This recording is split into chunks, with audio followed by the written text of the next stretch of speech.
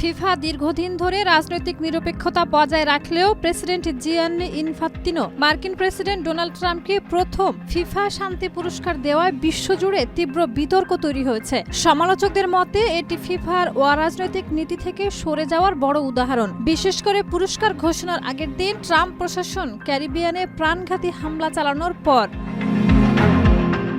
জাতিসংঘের সাবেক কর্মকর্তা ক্রেগ মোখাইবার এই পুরস্কারকে লজ্জাজনক বলেছেন। তার দাবি, ইনফাত্তিনো ইসরায়েল ইস্যুতে নীরব থাকার পর এখন ট্রাম্পের অনুগ্রহ পেতে নতুন পুরস্কার তৈরি করেছেন। মানবাধিকার সংস্থা হিউম্যান রাইটস ওয়াচ বলেছে, ট্রাম্পের প্রশাসনের মানবাধিকার রেকর্ড শান্তির প্রতিনিধিত্ব করে না। পুরস্কার প্রদান অনুষ্ঠানে ইনফাত্তিনো ট্রাম্পের আন্তর্জাতিক চুক্তিতে ভূমিকা, বিশেষ করে আব্রাহাম চুক্তির প্রশংসা করেন এবং তাকে যোগ্য নেতা বলে উল্লেখ করেন। ট্রাম্পও পুরস্কারটি তার বড় সম্মানগুলোর একটি বলেছেন।